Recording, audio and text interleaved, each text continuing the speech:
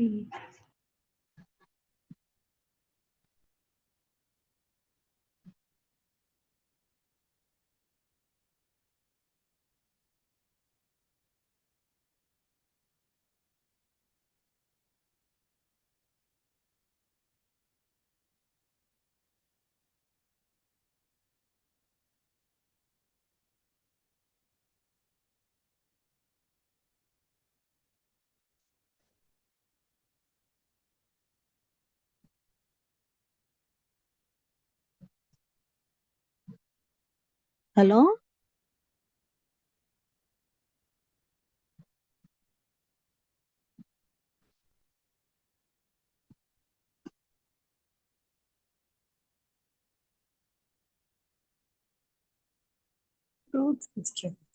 Hello sister,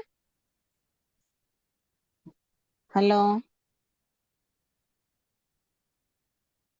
ఏ number లో ఉన్నారు? అక్క వందనాలక్క. నా పేరు శాంతి, హైదరాబాద్ సంఘం. ఓకేమ్మా.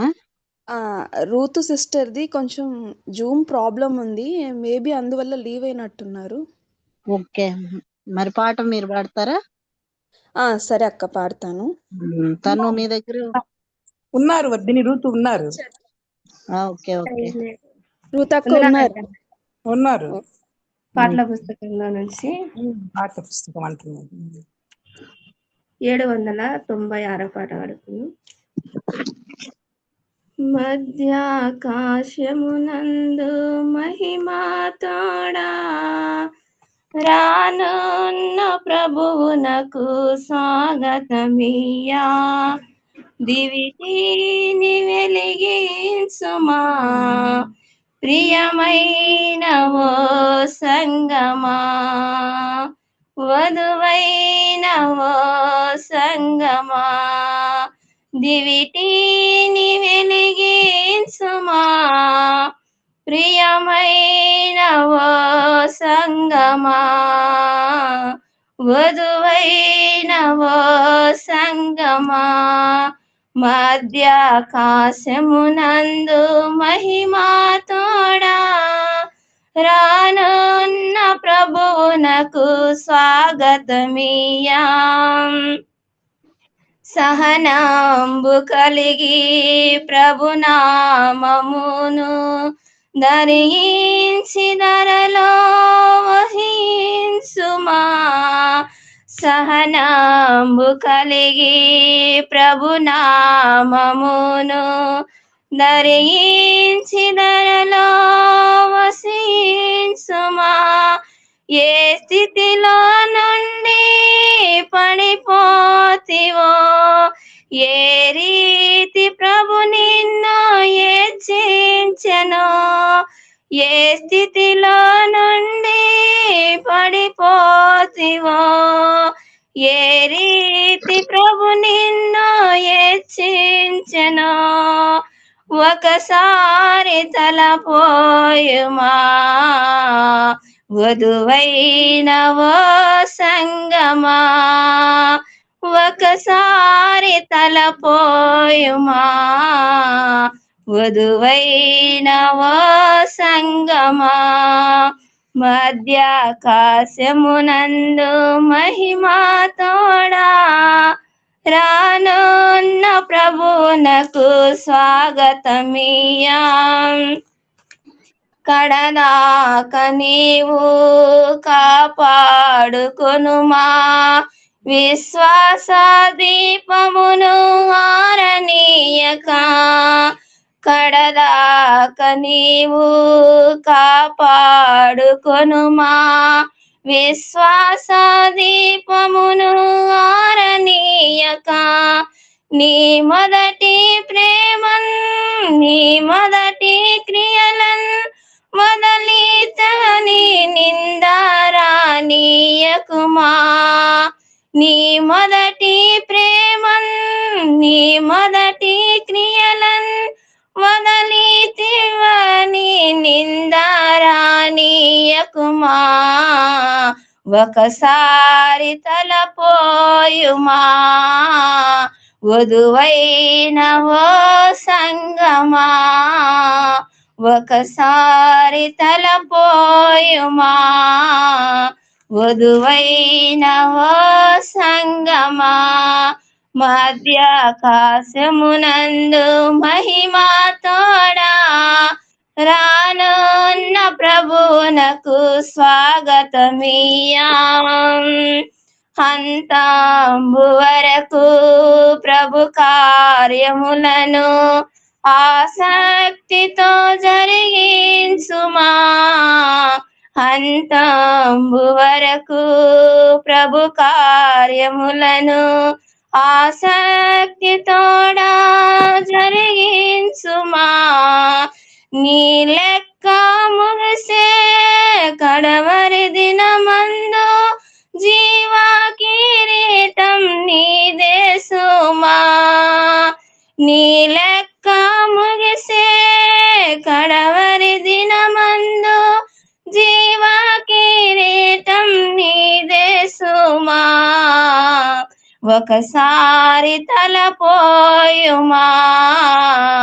వధువైన ఓ సంగమా ఒకసారి తలపోయుమా వధువైన ఓ సంగమా మధ్యాకాశమునందు మహిమా తోడా రానున్న ప్రభువునకు స్వాగతమియా దివిటీని వెలిగించుమా ప్రియమైన ఓ సంగమా వధువైన ఓ సంగమా దివిటీని వెలిగించుమా ప్రియమైన ఓ సంగమా వధువైన ఓ సంగమా మధ్యాకాశమునందు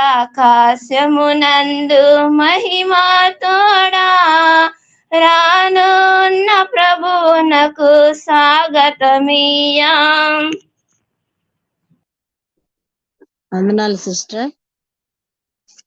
చక్కని పాట పాడి వినిపించిన మన రూత్ జాయ్ గారికి జూమ్ తరపున వందనాలు తెలియజేస్తున్నామా. మరి నిజంగా చక్కని పాట కూడా మధ్యాకాశమందు మహిమతో రానన్న ప్రభువుకి స్వాగతం అని ఎంత చక్కగా విన్నారు కదా. మరి దేవుడు మనకి త్వరగా రానయ్యన్నాడు, మనం స్వాగతం పలికే వారిగా ఉండాలని చక్కగా పాడింది. మరి ఆయన కొరకు మనం సిద్ధపడే వారిగా ఉండాలని, డ్యూటీలు వెలిగించుకునే వారిగా ఉండాలని సంఘమా అంటుంది. సంఘాన్ని కూడా ప్రేమించి డ్యూటీలు ఎత్తుపెట్టుకునే వాళ్ళు కూడా మరి కడదాకా మన విశ్వాసాన్ని ఆరనీయకుండా ఉండేటట్టుగా కూడా మనం చూడాలని మరి పాటలో చక్కని అర్థంతో. మరి మొదటిసారి దేవుని నమ్ముకున్నప్పుడు ఎంతో విశ్వాసంగా ఉంటాం, మళ్ళీ కొద్ది రోజులు పోతే మన విశ్వాసం సడలింపోవటం అలా కాకుండా మొదటికి చివరి వరకు కూడా మనం విశ్వాసాన్ని కాపాడుకునే వారంగా ఉండాలని సంగమా అని చక్కగా అర్థవంతమైన పాట పాడి వినిపించిన సోదరికి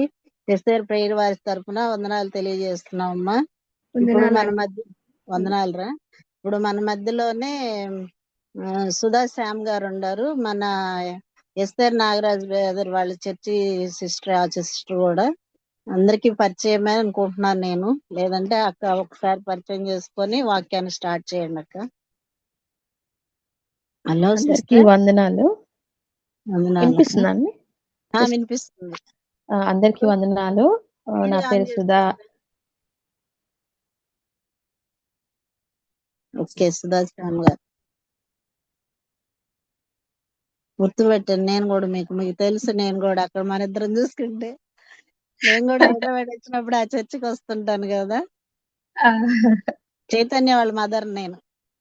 అవునండి, వందనాలండి.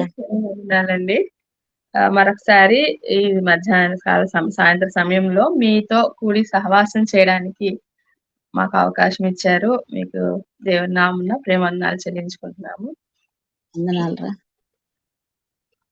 ఇంతకు ముందు కూడా నేను కొన్నిసార్లు మిమ్మల్ని మీట్ అవడం జరిగింది. కొంతమంది గుర్తే ఉంటుంది ఆంటీ అన్నట్లు. ఈ రోజు మన ధ్యానం కోసం కీర్తనలు 118:15 వచనాన్ని తీసుకున్నామండి. నీతిమంతుల కీర్తనలు 118:15. నీతిమంతుల గుడారములలో రక్షణను గూర్చిన ఉత్సాహ సునాదము వినపడుచును. ఇక్కడ గుడారములు అన్న చోట మనము కొన్ని గృహాలుగా అంటే ఈ పూర్వకాలంలో గుడారాలు ఉన్నాయండి, ఇప్పుడు గృహాలను మనం అనుకున్నాము. సో నీతిమంతుల గుడారముల్లో రక్షణను గూర్చిన ఉత్సాహ సునాదము వినపడుతుంది అని చెప్తున్నారు. సో ఈనాడు మనమేం కొన్ని గృహాలని దర్శిద్దాము. అవి ఏ గృహాలో వారి ఇంట్లో ఎలాంటి సునాదం వినిపిస్తుందా, రక్షణ గురించిన ఉత్సాహ సునాదం వినిపిస్తుందా, లేకపోతే వారి యొక్క భక్తిహీనతను బట్టి ఇంకేదన్నా రోదన ధ్వని వినిపిస్తుందా, ఇలాంటివి మనం చూద్దామండి. చదవబడిన వాక్యంని ప్రభు మన కోసం దీవించలాగిన చిన్న ప్రార్థన చేసుకున్నాము. నిత్యుడగు తండ్రి, సమాధానకర్తకు అధిపతి, మహోన్నత, మహాగండ, సర్వాధికారి, నీ ఘనమైన శ్రేష్టమైన నామకు నీకు వందనములు, స్తుతులు, స్తోత్రములు చెల్లించుకుంటున్నాము. అయ్యా, ఈ సాయంకాల సమయమున నీ పాద సన్నిధిలో చేరి ఉండగా అయ్యా మిక్కిలి బలహీనలమే నాయన, నీ యందు మాకు బలమును అనుగ్రహించండి, నీ జ్ఞానమును మాకు దయచేయండి. అయ్యా, నీ తలంపులు ఎంతో ప్రియమైనగా ఉంటుండగా అయ్యా మా యొక్క హృదయం అంతా తండ్రి నాయన నీ తలంపులతో నింపుకొనుటకు, ఆ విధంగా నాయన నిన్ను కలిగి మా జీవితాలు కట్టుకొనుటకు తండ్రి సహాయం దయచేయమని, నిలబడుచున్న దానిని తండ్రి నాయన వట్టి దానిని నాయన మీరే మీ మాటలతో నింపి సహాయం దయచేయమని, చేరవచ్చిన వారందరికీ నాయన నీ తలంపులు నాయన మెండుగా అనుగ్రహించమని, సహాయం దయచేయమని మా ప్రభువును మా రక్షకుడైన యేసుక్రీస్తు శ్రేష్టమైన నామమున అడిగి వేడుకొని ప్రార్థిస్తున్నాం తండ్రి, ఆమేన్. రాజులు మొదటి గ్రంథము 17వ అధ్యాయం 8వ వచనం చూద్దామండి.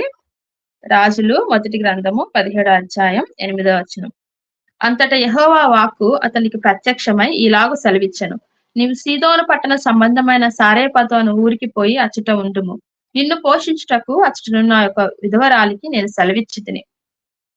ఇక్కడ చూసినట్లయితే ఏలియా గురించి ప్రభు మనకి వాక్యం మనం వింటున్నాం కదా, మనకు తెలిసిన వాక్య భాగాలేనండి. సో ఇక్కడ ఏలియాని ప్రభు ఏం చెప్తున్నాడు, యెహోవా దేవుడు అతనికి ఆయన వాక్కు ప్రత్యక్షం ఈ విధంగా సెలవిస్తుంది. నువ్వు కెరీతి వాకు దగ్గర ఉన్న కాలం చాలు, అక్కడ నుంచి నువ్వు ఎక్కడికి వెళ్ళాలంటే సీదోను పట్టణ సంబంధమైన సారేపతు అనే ఊరికి వెళ్ళమని చెప్తున్నాడు. ఇక్కడ చూసినట్లయితే ఏలియా వచ్చేసి 17వ అధ్యాయం 1వ వచనంలో అంతటా గిలాదు కాపురస్తుల సంబంధీను తిష్బీయుడు నైన ఏలియా గిలాదు కాపుర సంబంధులుగా చూస్తున్నాము. ఈ గిలాదు నుంచి ఎక్కడికి వెళ్ళమని ప్రభు చెప్తున్నాడంటే సారేపతికి వెళ్ళమని చెప్తున్నాడు, సీదోను పట్టణానికి వెళ్ళమని చెప్తున్నాడు. గిలాదు ప్రాంతం ఇశ్రాయేలులో ఉంటుంది. ఇశ్రాయేలులు ఏ విధంగా ఉన్నారంటే ఆ రోజుల్లో వారు యెహోవాను మనస్ఫూర్తిగా ఆచరించడానికి, అనుకరించడానికి చాలా స్ట్రగుల్ అవుతున్నారు. దేవుని హత్తుకోవడానికి స్ట్రగుల్ అయ్యే విధంగా ఉంటున్నారు. మనం దీనిని 18వ అధ్యాయం 21వ వచనంలో చూడొచ్చు. ఏలియా జనులందరి దగ్గరికి వచ్చి, ఎన్నాళ్ళ మటుకు మీరు 2 తలంపుల మధ్య తడబడుచుందురు? యెహోవా దేవుడైతే ఆయనను అనుసరించుడి, బయలు దేవుడైతే వాని అనుసరించుడి అని ప్రకటన చేయగా జనులు అతనికి ప్రత్యుత్తరంగా ఒక్క మాటైనను పలకకపోయేది. మన మాట అవునంటే అవును, కాదంటే కాదు అని ఉండాలి. అది ఎప్పుడు ఉంటుంది? ఏదైనా ఒక విషయంలో మనం క్లియర్ గా ఉన్నప్పుడు మాత్రమే ఉంటుంది. ఇప్పుడు ఈ ఇశ్రాయేలు జనాభా ఎలా ఉన్నారంటే దేవుడైన యెహోవాను విసర్జించడం లేదు, సేవించడం లేదు, ఆయన హత్తుకోవడం లేదు, వదిలిపెట్టడం లేదు. 2 తలంపుల మధ్య వాళ్ళు తడబడుచున్నారు. ఈ మౌనం అంటే అర్ధాంగీకారం అని చెప్తారు కదండి. వారు ఏ సమాధానం చెప్పలేని ఒక అసమాధాన స్థితిలో ఉన్నారు. అలాంటి ఒక ప్రదేశం నుంచి సారేపతికి, సీదోను పట్టణానికి వెళ్ళమని చెప్తున్నారు. ఈ సీదోను అనేది ఎలాంటి ప్రదేశం అంటే యెజబేలు యొక్క బర్త్ ప్లేస్ అన్నమాట. సో 16వ అధ్యాయం 31లో చూసుకుంటే అతడు సీదోనీయులకు రాజైన ఏత్పయేలు కుమార్తె అయిన యెజబేలును వివాహం చేసుకొని బయలు దేవతను పూజించుచు వానికి మొక్కుచుండెను. బయలు, ఇస్తారోతు, అస్తారే ఇలాంటి దేవతల్ని పూజించే ఒక ప్రాంతం అన్నమాట. అలాంటి ఒక ప్రాంతానికి ప్రభువు ఏలియాని వెళ్ళమంటున్నాడు. ఎవరన్నా వెళ్ళగలరా అండి? అది కూడా ఎలాంటి పరిస్థితిలో చూస్తున్నామంటే యెజబేలు ఏ విధంగా ఉందంటే 18వ అధ్యాయం 13వ వచనంలో చూసుకున్నట్లయితే యెజబేలు యెహోవా ప్రవక్తలను హతము చేయుచుండగా, యెహోవా ప్రవక్తలను హతము చేస్తుంది ఆ సమయంలో. అంతేకాకుండా 19వ వచనంలో చూసినట్లయితే యెజబేలు పోషించిన బయలుదేవత ప్రవక్తలు 450 మందిని, అషేరాదేవి ప్రవక్తలైన 400 మందిని, 850 మంది బయలు అష్టారోతు ప్రవక్తలని ఆమె పోషిస్తుంది. అదే సమయంలో ఇశ్రాయేలు దేవుడైన యెహోవా ప్రవక్తల్ని ఆమె చంపిస్తున్నది. ఇప్పుడు చూడండి, అలాంటి ఒక ప్రదేశానికి ఏలియాని ప్రభు వెళ్ళమంటున్నాడు. మనం ఇప్పుడు ఉన్న పరిస్థితుల్లో చెప్పుకుంటే ఒక ప్రదేశం అంతా RSS వాళ్ళు బాగా ఉంటారు. అక్కడికి వెళ్ళి నువ్వు ఉండు అంటే మనం ఎలా వెళ్తాం? వెళ్ళగలమా? బాబోయ్, వాళ్ళ మధ్య మనం కాపురం ఉండగలమా? మనల్ని ఉండనిస్తారా? ఎంత భయమో కదా. ఈ రోజు సంఘాలకి ఇదే భయంలో ఉన్నాం. మాది చిన్న సంఘమే, కానీ మా సౌండ్ బయటకు కూడా రాకపోయినా మాకు ఎంత ప్రాబ్లం చేస్తున్నారో. కానీ చంపించే సమయాల్లో, చంపబడుతున్న సమయాల్లో ఏలియాని వెళ్ళమన్నప్పుడు ఏలియా దానికి లోబడ్డాడు. ఎందుకంటే ఏలియా కాకుల చేత కూడా ప్రభు నన్ను పోషించాడు, ఆ ప్రదేశంలో కూడా నన్ను కాయగలడు అని ఆయనకి నమ్మకం ఉంది కాబట్టి ఆయన వెళ్ళినట్లుగా మనం చూస్తున్నాం. మరి ఈ ఇశ్రాయేలు ప్రజలు ఎందుకు ఇలా తడబడుతున్నారు, ఎందుకు ఇలా చేస్తున్నారంటే అది రాజైన ఆహాబును బట్టే ఈ విధంగా మనకి జరిగిందని చెప్పొచ్చు. 16 అధ్యాయంలోనే 31 నెబాత్ కుమారుడైన యెరోబాము జరిగించిన పాపక్రియలను అనుసరించి నడుచుకొనుట స్వల్ప సంగతి అనుకొని. అంతేకాదు 32లో షోమ్రోన్లో తాను బయలునకు కట్టించిన మందిరమందు బయలునకు ఒక బలిపీఠమును కట్టించెను, మరియు ఆహాబు దేవతాస్తంభం ఒకటి నిలిపెను. ఈ ప్రకారము ఆహాబు తన పూర్వీకులైన ఇశ్రాయేలు రాజులందరికంటే ఎక్కువగా పాపము చేసి ఇశ్రాయేలుల దేవుడైన యెహోవాకు కోపము పుట్టించెను. చూడండి, రాజే దేవుని విసర్జించాడు, దేవునికి కోపం పుట్టించాడు. రాజు నుంచి ఒక ఆజ్ఞ వచ్చినప్పుడు అది ప్రజలు పాటించాల్సిన ఆవశ్యకత ఎంతైనా ఉంటది. అందులోను చంపించేసేంతగా ఒక వార్తని వాళ్ళు అంటే ఒక పరిస్థితిని వాళ్ళు కల్పిస్తున్నప్పుడు వారి ప్రాణాల కోసమైనా సరే వాళ్ళు వారికి ఇష్టమైన దేవుణ్ణి, వారి నమ్ముకున్న దేవుణ్ణి వదిలి ఎల్లాలా వద్దా అని ఒక అంటే ఒక సంకట స్థితిలోనికి ఇశ్రాయేలు జనాంగాన్ని ఆహాబు నడిపించినట్లుగా మనం చూస్తున్నాం అన్నమాట. అందుకే వారు 2 తలంపుల మధ్య ఉన్న జనంగా మనం చూస్తున్నాం. మరి యెజబెలు యొక్క ప్రవర్తన ఏ విధంగా ఉందంటే, ఏలియాని చంపించేస్తాను అని చెప్పేసి వార్నింగ్ ఇస్తుందండి. అది కూడా ఎప్పుడంటే ప్రభువు ఏలియా చేత గొప్ప సూచక్రియను చేసి జనాలందరూ కూడా యెహోవాయే దేవుడు, యెహోవాయే దేవుడు అని ఒప్పుకొని బయలుదేవతల ప్రవక్తల్ని, ఆషారా ప్రవక్తలందరినీ చంపించిన తర్వాత కూడా ఆమె మార్పు లేని ఒక హృదయాన్ని మనం చూస్తున్నాం అన్నమాట. అంత గొప్ప కార్యములు చేసి కూడా యెహోవా యొక్క గొప్పతనాన్ని ఆమె తెలుసుకోలేకపోయింది. హృదయంలో కొంచెం కూడా భయం గాని లేదా కొంచెం కూడా మార్పు గాని ఆమెకి ఎక్కడా కలగలేదు.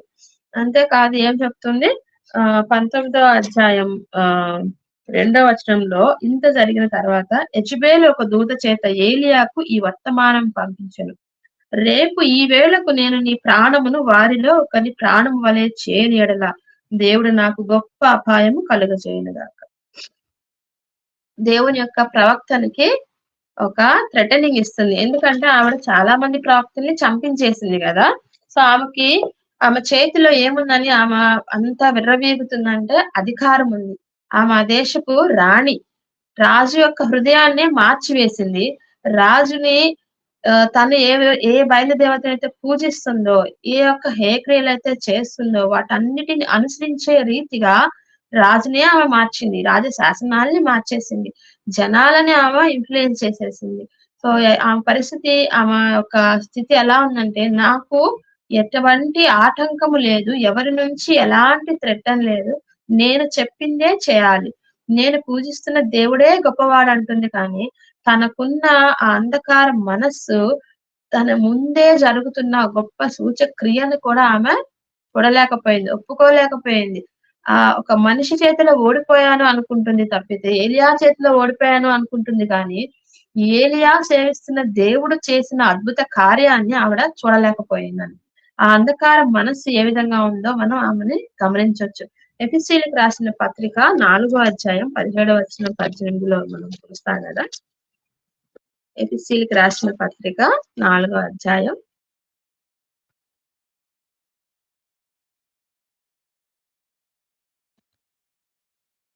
17, 18. సారీ,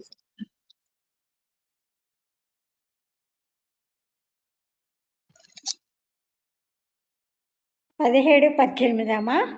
17 కాదండి, ఒక నిమిషం. ఎఫెసీలోనే మనకు ఒక వచనం ఉంటదండి.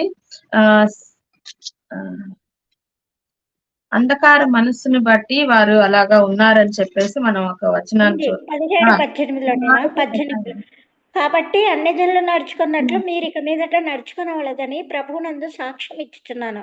వారైతే అంధకారమైన మనస్సు గల వారై తమ హృదయ కాఠిన్యం వలన తమలోనున్న అజ్ఞానము చేత దేవుని వలన కలుగు జీవంలో నుండి వేరుపరచబడిన వారై తమ మనస్సునకు కలిగిన వ్యర్థత అనుసరించి నడుచుకుంటున్నారు. అదే కదమ్మా? అంతే అండి. వారి యొక్క మనస్సు ఏ విధంగా ఉంటుందండి? అన్యజనులు అంటే ఇప్పుడు ఈవిడ కూడా, యెజబెల్ కూడా ఒక అన్యజనురాలే. ఆవిడ యొక్క మనసు ఎలా ఉంది? ఇప్పుడు అంధకారమైన మనసు కలిగి తన హృదయ కాఠిన్యత వల్ల కొంతమంది ఎంతగా వారి ముందు ఎంత నిజం ఉంచినా సరే వారి హృదయ కాఠిన్యం వల్ల దాన్ని ఒప్పుకోలేని వారుగా ఉంటారు. ఇక్కడ మనము యెజబెలులో అంధకార మనసును చూస్తున్నాము, ఆ హృదయ కాఠిన్యతను చూస్తున్నాము.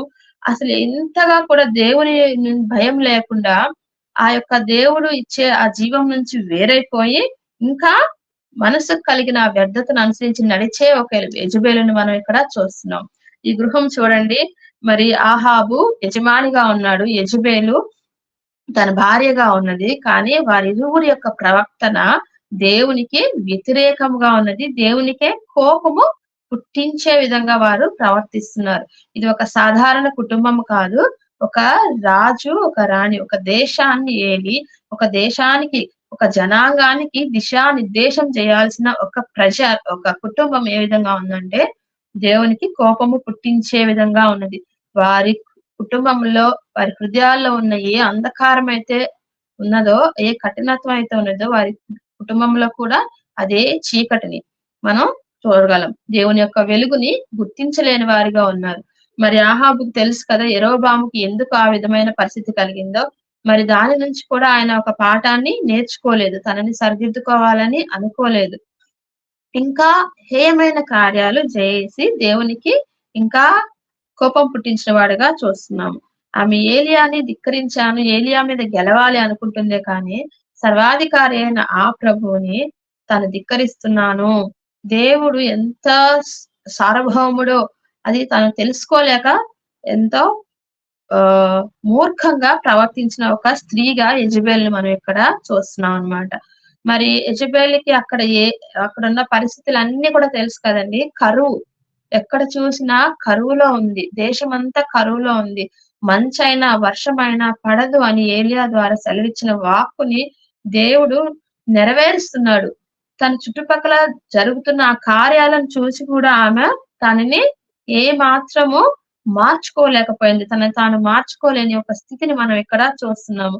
ఈనాడు ఎంతో మంది యవ్వనస్తులు వారికున్న ఫిజికల్ గా వారికున్న బ్లెస్సింగ్స్ అంటే వాళ్ళ చదువు కావచ్చు, జాబ్స్ కావచ్చు, వారి యొక్క ధనము కావచ్చు, అందం కావచ్చు, వాటన్నిటినీ చూసుకొని ఆ బ్లెస్సింగ్స్ ని చూసుకొని అసలైన దానిని విడిచిపెట్టేస్తున్నారు.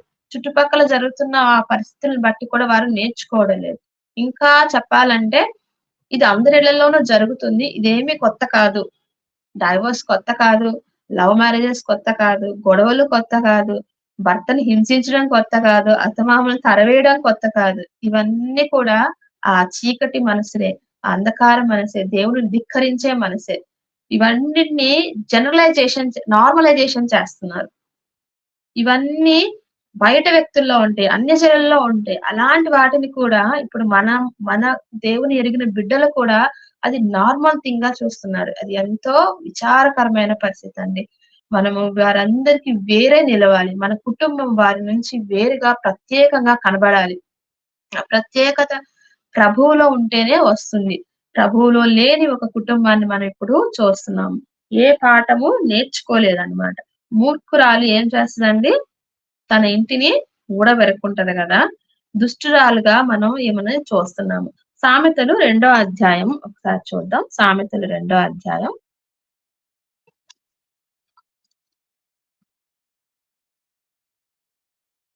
13 నుంచి చూసుకుందామండి. అట్టివారంటే పైన దుష్టుల నుంచి దుష్టుల గురించి చెప్తున్నారనమాట.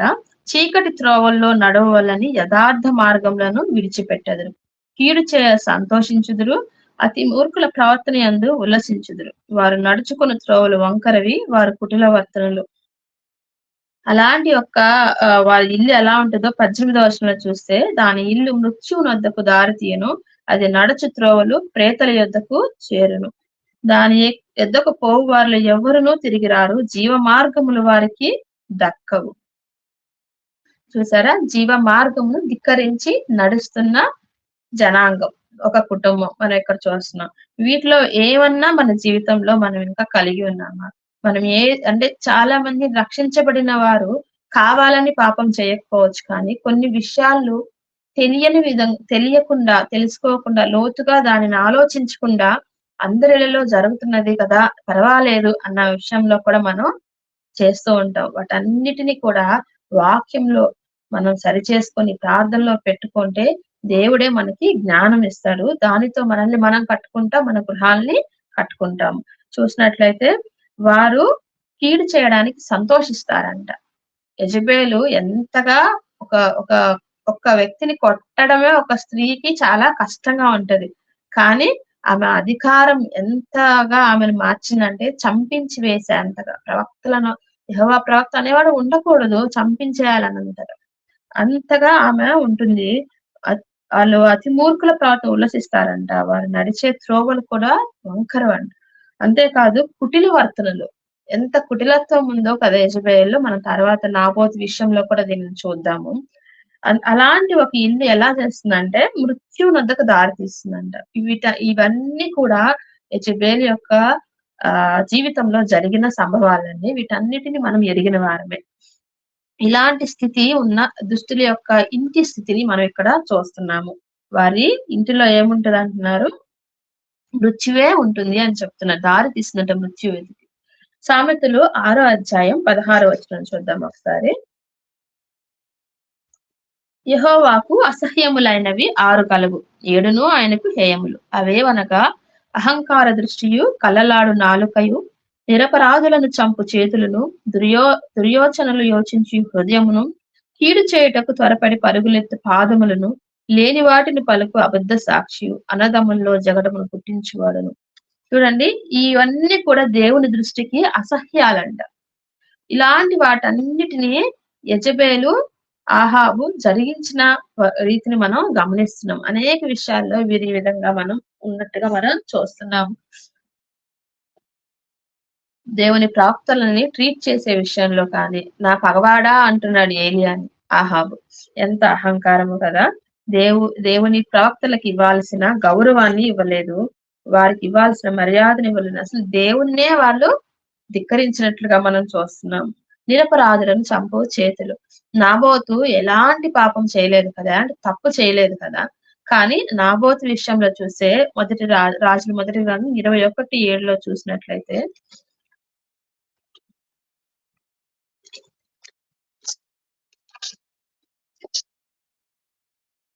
అందుకు అతని భార్య అయిన యెజబేలు, ఇశ్రాయేలులో నీవు ఇప్పుడు రాజ్య పరిపాలన చేయటలేదా? లేచి భోజనము చేసి మనస్సులో సంతోషముగా ఉండుము. నేనే ఇశ్రాయేలీయుడైన నాబోతు ద్రాక్ష తోట నీకు ఇప్పించదనని అతనితో చెప్పి, అహాబు పేరట తాకీదు వ్రాయించి అతని ముద్దతో ముద్రించి, ఆ తాకీదును నాబోతు నివాసము చేసిన పట్టణ పెద్దలకు, సామంతులకు పంపెను. ఆ తాకీదులో వ్రాయించినదేమనగా, ఉపవాస దినము జరగవలనని మీరు చాటించి నాబోతును జనుల ఎదుట నిలవబెట్టి, నీవు దేవునిని రాజును దూషించటమని అతని మీద సాక్ష్యం పలుకుటకు పనికి మాలిన 2 మనుషులను సిద్ధపరచుడి. తీర్పు ఆయన మీదట అతనిని బయటకు తీసుకొని పోయి రాళ్లతో చావగొట్టుడి. చూడండి ఎంత కుట్ర చేసిందో కదా. ఇందాక మనం చదువుకున్నాం కదా, కుట్ర చేసే వారుగా ఉంది. అంతేకాదు అబద్ధాలని చెప్పి నిరపరాధులని చంపించే విధంగా ఈమె తన భర్తని ప్రోత్సహించేసింది. తన భర్తకి చెప్తుంది, నేనే ఇప్పిస్తాను. రాజు ఎవరండి? నా ఆహాబునా, యెజబేలునా? రాజు ఆహాబుకే అది నా స్వాస్థ్యమయ్యా, దయచేసి నేను నీకు ఇవ్వలేనని చెప్పినప్పుడు ఆయన దానిని ఒప్పుకోక ఇంతగా కుట్ర జరుగుతున్నా పర్వాలేదు అన్నట్టుగా కళ్ళు మూసుకున్నాడు. అందుకే కదా చెప్తారు, రాజు నీ బలమును స్త్రీలకు ఇవ్వద్దు అని. ఆహాబు తన బలమంతా తన భార్య అయిన యెజబెలుకి ఇచ్చాడు. కానీ ఆవిడ ఒక మంచిగా కాకుండా దానిని చాలా చెడ్డగా ఉపయోగించినట్టుగా మనం ఇక్కడ చూస్తున్నాం అన్నమాట. అంతేకాదు ఎంత దుర్యాలోచన చేసి నిరపరాధులను చంపించేసింది, కీడి చేయడానికి త్వరపడ్డారంటే వీళ్ళందరూ కూడా. ఎంతగా రాతి దెబ్బల చేత మరణమైందని తెలియగానే ఇంక వెళ్ళి ఆ తోట అంతా నీదే తీసేసుకో అని చెప్తుంది. ఇది వినడానికే చాలా బాధగా అనిపిస్తుంది. ఒకళ్ళ దగ్గర నుంచి న్యాయాన్ని జరిపించాల్సిన రాజు అన్యాయంగా తీసుకోవడమే కాకుండా తనని చంపించి వేశాడు. ఆ కుటుంబానికి ఒక తీరని అన్యాయాన్ని చేశాడు. సో ఈ విధమైన ప్రవర్తన కలిగిన ఒక కుటుంబం, భార్య భర్తలు ఈ విధంగా ఉన్నారనమాట. అన్యాయంగా, దుష్టత్వంగా ఆయనని దుష్ట తలంపులతో ఆయనని నిరపరాధి అయిన నాబోతుని చంపించేశారు.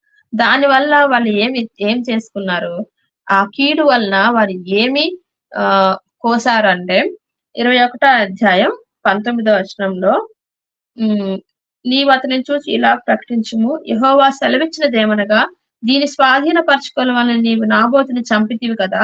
యెహోవా సెలవిచ్చినదేమనగా ఏ స్థలమందు కుక్కలు నాబోతు రక్తమును నాకెను, ఆ స్థలమందే కుక్కలు నీ రక్తమును నిజముగా నాకునని అతనితో చెప్పాను.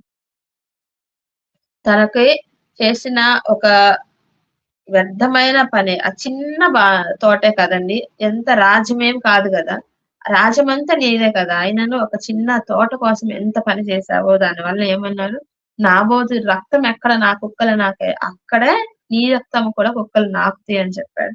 అంతేకాదు మరి ఆయన ప్రజలు ఎవరైతే ఉన్నారో 21లో చూసినట్లయితే అందుకు యెహోవా ఇలాగ సెలవిచ్చును, నేను నీ మీదికి అపాయము రప్పించదు, నీ సంతతి వారిని నాశనము చేతును, అల్పులేమి గనులేమి ఇశ్రాయేలు వారిలో ఆహాబు పక్షమున ఎవరూ లేకుండా పురుషులందరినీ నిర్మూలన చేతును. ఆహాబు మరణమవడమే కాదు, తన జనాంగంలో ఎవ్వరు కూడా శేషం అనేది లేకుండా నశిస్తారు అని చెప్పేసి మనం ఇక్కడ యెహోవా వాక్కు సెలవిచ్చినట్లుగా చూస్తున్నాం. అంతేకాదు మరి యెజబెలునైతే పట్టణమందు యెజబెలును గూర్చి యెహోవా సెలవిచ్చినదేమనగా 23వ అధ్యాయంలో అండి, ప్రాకారం యెజ్రెయేలు ప్రాకారం వద్ద కుక్కలు యెజబెలును తినివేయును, పట్టణమందు చచ్చు అహాబు సంబంధులను కుక్కలు తినివేయను, బయటి భూముల్లో చచ్చువారిని ఆకాశ పక్షులు తినివేయను అని చెప్పాను. తన భార్య అయిన యెజబెలు ప్రేరణ చేత యెహోవా దృష్టికి కీడు చేయ తన్ను తాను అమ్ముకొనిన అహాబు వంటి వాడు ఎవరునూ లేరు. ఇంతగా కీడును విత్తిన కుటుంబము కీడునే పోసినట్లుగా మనం చూస్తున్నాం.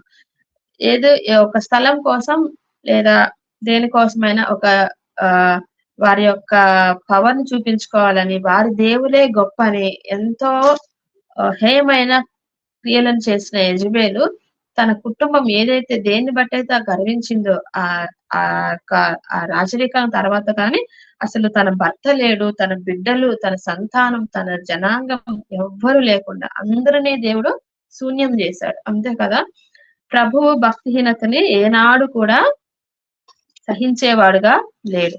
సామెతల గ్రంథం 14వ అధ్యాయం 1వ వచనం చూద్దామండి ఒకసారి. జ్ఞానవంతురాలు తన ఇల్లు కట్టును, 3 రాళ్ళు తన చేతులతో తన ఇల్లు ఊడబెరుకును. ఇప్పుడు ఈ గృహాన్ని తన మూఢత్వంతో, మూఢభక్తి అనొచ్చు, అంధభక్తి అనొచ్చు, ఏదైనా కావచ్చు, తన మూఢత్వంతో తనే పెరికి వేసుకుంది, సమస్తాన్ని నష్టపరుచుకుంది. సీదోను యొక్క రాజ్యం నుండి ఇశ్రాయేలుకి వచ్చింది. అంటే మోయాబీయురాలైన రూతు తన అంతా వదిలేసి ఇశ్రాయేలు దేవుణ్ణి హత్తుకొనడం ద్వారా వారి జనాంగంలో ఒక శ్రేష్టమైన ఒక ప్రత్యేకమైన ఒక ప్లేస్ ని ఆమె తీసుకున్నట్టుగా మనం చూస్తున్నాం. ఆ మోయాబుకున్న శాపమును కూడా దాటి దేవుడు తనని దీవించాడు తన హృదయాన్ని బట్టి. మరి సీదోనీల ప్రాంతం వచ్చిన యెజబెలు అయితే ఏ మాత్రము కూడా మార్పు లేని దానిగా ఉంది. ఆయన యెహోవా దేవుని యొక్క ప్రభావం కావచ్చు, సార్వభౌమత్యం కావచ్చు, వాటన్నిటిని కూడా ఆమె గ్రహించలేనిదిగా ఉండి తన హృదయ కాఠిన్యం ద్వారా ఆ అంధకారమైన చర్యలనే పాటిస్తూ దేవునికి కోపం తెప్పించి తన చరిత్రలో తన యొక్క స్థానాన్ని ఒక వ్యర్థమైన దానిగా, అంటే అసలు ఎవరు ఈ విధంగా ఉండాలి అని ఆశించని ఒక స్త్రీగా మనం ఇక్కడ చూస్తున్నాం అన్నమాట. అలాగే మరొక స్త్రీని కూడా చూద్దామండి. మరి అలాంటి పరిస్థితిలోనే ఉన్న మరొక స్త్రీ, ఇంతకన్నా దీనంగా ఉన్న ఇంకొక స్త్రీ ఎవరంటే అక్కడ మనకు కనిపించే ఇంకొక స్త్రీ సారేపతు విధవరాలు. ఈమె కూడా ఆ సీదోను పట్టణ సంబంధి అని మనం ఇందాక చూసుకున్నాం కదా. ఆ సీదోను పట్టణ సంబంధిగా ఉన్న ఆ విధవరాల్ని ప్రభువు ఏ విధంగా మలిచాడో చూద్దామండి. రాజులు మొదటి గ్రంథం 17 అధ్యాయం 8లో మనం చూసాం కదా. సీదోను పట్టణ సంబంధమైన సారేపతు అను ఊరికి పోయి అచ్చట ఉండు, నిన్ను పోషించుటకు అక్కడున్న ఒక విధవరాలికి నేను సెలవిచ్చితిని. ఆవిడ ఒక విధవరాలు, భర్త లేదు, ఎలాంటి ఆసరా లేదు, ఒక్కతే ఉంటుంది. ఆమె యొక్క పరిస్థితి ఏంటో కింద చూసినట్లయితే, ఒక విధవరాలు అక్కడ కట్టెలు వేరుచుండుట చూచి ఆమెను పిలిచి, త్రాగుటకై పాత్రతో కొంచెం నీళ్లు నాకు తీసుకొని రమ్మని వేడుకొనెను. ఆమె నీళ్లు తేబోచుండగా అతడు ఆమెను మరలా పిలిచి, నాకు ఒక రొట్టె ముక్కను నీ చేతిలో తీసుకొని రమ్మని చెప్పెను. ఏలియా మరి వెళ్ళాడు, చూశాడు. ఆ విధవరాలు కట్టెలు ఏరుకుంటున్నప్పుడు గాలి వెలుపలకు వచ్చి వెంటనే ఈయన పిలిచి వాటర్ తీసుకురామన్నారు. ఎవరైనా అంటే ఈ రోజుల్లో వాటర్ అడిగినా ఇంటికి వచ్చి ఎవరో తెలియని వాళ్ళకి వాటర్ ఇల్లంటే ఎల్లు బాబు అంటారు, కానీ పూర్వకాలంలో మంచినీళ్ళు అడిగితే ఎవరైనా సరే వెంటనే ఇస్తారు. సో ఈమెకి ఆ వ్యక్తి తెలుస్తున్నాడు, ఆ వ్యక్తి యొక్క ఆహార్యం అంటే వారి యొక్క వస్త్రధారణ కానీ ఆయన ఉన్న ప్రీతి కానీ ఆమెకు అర్థమవుతున్నట్టుగా మనం చూస్తాం అన్నమాట. తెలుస్తూ వెంటనే వాటర్ ఇవ్వడానికి వెళ్తున్నప్పుడు మళ్ళీ ఒక అప్పం కూడా అడిగితే ఆమె యొక్క యథార్థ ఆన్సర్ చూడండి ఎంత ట్రూత్ఫుల్ గా ఆమె చెప్పిందంటే, అందుకు ఆమె, నీ దేవుడని యెహోవా జీవముతోడు తొట్టిలో పట్టెడు పిండియు బుడ్డిలో కొంచెం నూనెయు నా యొద్ద ఉన్నవే గాని అప్పం ఒకటైనను లేదు. మేము చావక ముందు నేను ఇంటికి పోయి వాటిని నాకును నా బిడ్డకును సిద్ధము చేసుకుని వల్లని కొన్ని పులలు ఏరుటకు వచ్చినాను. ఒక్క పిండి కొంచెమే ఉంది, కొంచెం నూనె ఉంది, ఇక మేము చనిపోతాం, అది అయిపోతే ఇక మాకు ఎలాంటి ఆధారం లేదు, ఎలాంటి ఆశ కూడా లేదు, ఎందుకంటే అదంతా కరువుతో ఉన్న ప్రాంతం అన్నమాట. సో అలాంటి ఒక ప్రాంతంలో ఒక మగ మనిషి అయితే ఏదన్నా కష్టపడి సంపాదించి ఏదో ఒకటి చేసి తీసుకొస్తారన్న ఆశ ఉంటది, కానీ ఒక విధవరాలిని ఆ రోజులు ఉన్న సమాజంలో విధవరాలిని చాలా హీనపరిచే సమాజం. ఆమెని మరి అలాంటి ఒక పరిస్థితుల్లో ఆమెకైతే ఇక ఆశ లేదన్నట్టుగా మనం చూస్తున్నాం. అది చావక ముందు ఒక్కసారి తీసుకొని మేము చనిపోదాం అనుకుంటున్నామండి అని చెప్తున్నా అనమాట. అలా అంటే ట్రూత్ఫుల్ గా చెప్పింది. ఆమె ఉన్న పరిస్థితిని ఏలియాకి ఏది దాచలేదు, చెప్పేసుకుంది. మేము చనిపోతాము, మాకు తెలిసింది, అది తిని చనిపోవడానికని ఉంచుకున్నాను అన్నప్పుడు అప్పుడు ఏలియా ఆమెతో ఇట్లా, భయపడవద్దు, నీవు పోయి నేను చెప్పినట్లు చేయము. అయితే అందులో నాకు ఒక చిన్న అప్పము మొదట చేసి నా యొద్దకు తీసుకుని రమ్ము. తర్వాత నీకును నీ బిడ్డకును అప్పములు చేసుకును. భూమి మీద యెహోవా వర్షం కురిపించు వరకు ఆ తొట్టెలో ఉన్న పిండి తక్కువ కాదు, బుడ్డెలో నూనె అయిపోదని ఇశ్రాయేలుల దేవుడని యెహోవా సెలవిచ్చి ఉన్నాడు అని. మొదట అయితే ఆమెకు గ్రీటింగ్ చూడండి, నీ దేవుడని యెహోవా జీవముతోడు. ఏలియా అయితే చెప్పున్నాడు కదా, నేను యెహోవా దేవుని ప్రవక్తని అని చెప్పి, కానీ ఆయన చూసిన వెంటనే ఆమెకి అర్థమైనట్టుంది. నీ దేవుడైన యెహోవా జీవముతోడు, నేను నీకు అబద్ధం ఆడట్లేదు అని చెప్పింది. అంటే ఆవిడ యెహోవా దేవుని ఎరిగినది, ఆమె యొక్క పరిస్థితికి కారణం ఏమిటో కూడా ఆమె ఎరిగినట్లుగా మనం చూస్తున్నాం అనమాట. అంతేకాదు ఏలియా ఆమెకు ఒక మంచి భరోసా ఇస్తున్నాను, భయపడొద్దు, నీకు ఏది తక్కువ కాదు, యెహోవా వర్షం కురిపించేదాకా, అంటే ఆ పరిస్థితులు మనం అర్థం చేసుకోవడానికి అని మళ్ళీ చెప్తున్నాను, వర్షం లేదు, మంచు లేదు, అది కురిపించేదాకా నీకు ఏమి తక్కువ కాదని చెప్పినప్పుడు ఆమె నమ్మిందండి. చూడండి ఆమె పరిస్థితి అది అయిపోతే ఏమి లేదు, కానీ ఎప్పుడైతే దేవుని యొక్క ప్రవక్త ఆ మాట చెప్తున్నాడో ఆమె నమ్మింది. ఎందుకంటే ఆమె తన చుట్టూ ఉన్న పరిస్థితిని అర్థం చేసుకుంది. బయలు దేవతను అనుసరించడం ద్వారా, యెహోవా దేవునికి కోపం పుట్టించడం ద్వారా మాకు ఈ కరువు పరిస్థితి వచ్చింది అని ఆవిడ అర్థం చేసుకుంది. ఒక అన్యురాలికి దేవుని యొక్క ఆ యొక్క శిక్ష ఏంటో తెలిసింది, దేవుని యొక్క ప్రభావం ఏంటో అక్కడ అర్థమైనట్టుగా చూస్తున్నాం అనమాట. ఏలియా చెప్పిన మాట ప్రకారం ఆమెకి ఇచ్చి ఆమె పొందుకుందనమాట. అనేక దినములు భోజనము చేయొచ్చు వచ్చారంట ఆమెను, ఆమె ఇంటి వారును, ఎక్కడా కూడా తక్కువ లేదు. ఇక్కడ చూడండి, మరి దేవుని చేత ఆజ్ఞ పొందింది. దేవుడు ఏం చెప్తుంది, నేను ఆజ్ఞ ఇచ్చాను, నువ్వు వెళ్ళు అని చెప్తున్నాడు. విధవరాలికి ఆజ్ఞ ఇచ్చారు అంటే ప్రభు ఆమె హృదయాన్ని ముందుగా సిద్ధపరిచినట్టుగా మనం చూస్తున్నాం అన్నమాట. ఆమె ఎరిగినది కాబట్టి ప్రభు బిడ్డలు మాట్లాడినప్పుడు ఆమె హృదయం తెరుచుకుంది. అందుకనే ఆమె ఏలియా కొరకు తన గృహాన్ని తెరిచినట్లుగా మనం చూస్తున్నాం. యెజబేలు రాణి అనే యెజబేలు గ్రహించలేనిది సారేపతి విధవరాలు గ్రహించింది. అది ఆయన సర్వాధికారి అని ఆమె గ్రహించింది అనమాట. 17వ అధ్యాయం 14లో మనం చూసుకున్నట్లయితే ఆమె యొక్క పర్సనల్ కండిషన్ గుర్తు అంటే ఏలియా కూడా ఏం పర్వాలేదు తీసుకురా అని చెప్పట్లేదు, కానీ ప్రెసెంట్ కండిషన్ ఒకసారి మళ్ళీ గుర్తు చేస్తున్నాడు. కరువు ఉంది, వర్షము రాదు, కానీ వచ్చే వరకు నీకు ఏది తక్కువ కాదు అని ఆమెకి మరలా దేవుని యొక్క క్రియలను ఆమెకి గుర్తు చేస్తున్నట్టుగా మనం ఇక్కడ చూస్తున్నాము. 16 సామెతల గ్రంథం 13వ అధ్యాయం 6వ వచనంలో యథార్థవంతుల గురించి మనం ఒక మాట చూద్దాం. యథార్థవర్తునికి నీతియే రక్షకము, భక్తిహీనత పాపులను చెరివేను. ఈమె ఎంత యథార్థంగా దేవుని గురించి అర్థం చేసుకుందో, తన పరిస్థితిని చెప్పుకుందో, అది దేవుడు ఆమెకి ఒక నీతిగా ఎంచినట్లున్నాడు కదా. యథార్థవంతులకి నీతి రక్షణగా ఉంటదంట. ఇప్పుడు ఆమె ఇంటికి రక్షణ వచ్చినట్లుగా మనం భావించవచ్చు కదా. దేవుడు ఆ కరువులో ఆమెను పోషిస్తున్నాడు. ఏలియాను పోషిస్తున్నాడా, సారేపతి విధవరాలను పోషిస్తున్నాడా? అర్థం చేసుకోలేని గొప్ప విశేషమైన సంగతి. మరి ప్రభువు ఇద్దరిని కూడా పోషించడానికి వారిద్దరిని జతపరిచినట్లుగా మనం ఇక్కడ చూస్తున్నాం అన్నమాట. అంతేకాదు ఆమె ఆ దినాలంతా తింటూ వస్తున్నప్పుడు తన కుమారుడు రోగి అయి ప్రాణం నిలవజాలంత వ్యాధి కలిగినప్పుడు ఆమె ఒక మాట అంటుంది చూడండి. 18వ వచనం, 17వ అధ్యాయం 18వ వచనం. ఆమె ఏలియాతో, దైవజనుడా, నా యొద్దకు నీవు రానిమిత్తమేమి? నా పాపమును నాకు జ్ఞాపకము చేసి నా కుమారుని చంపుటకై నా యొద్దకు వచ్చితివా? తన స్థితిని కూడా ఆమె అంటే తన అంతరంగ స్థితిని కూడా ఆమె గత జీవితాన్ని, గతంలో ఆమె ఏముందో ఏలియాకు తెలియదు, కానీ ఎవరికి తెలుసు? ప్రభువుకు తెలుసు. ఇప్పుడు ఆమె ఆ దానిని ఆయన ముందు పెడుతుంది. నా పాపాన్ని గుర్తు చేయడానికి నువ్వు వచ్చావా అంటే తన పాపిని అని గ్రహించింది, దానిని ఒప్పుకున్నట్టుగా మనం ఇక్కడ చూస్తున్నాం.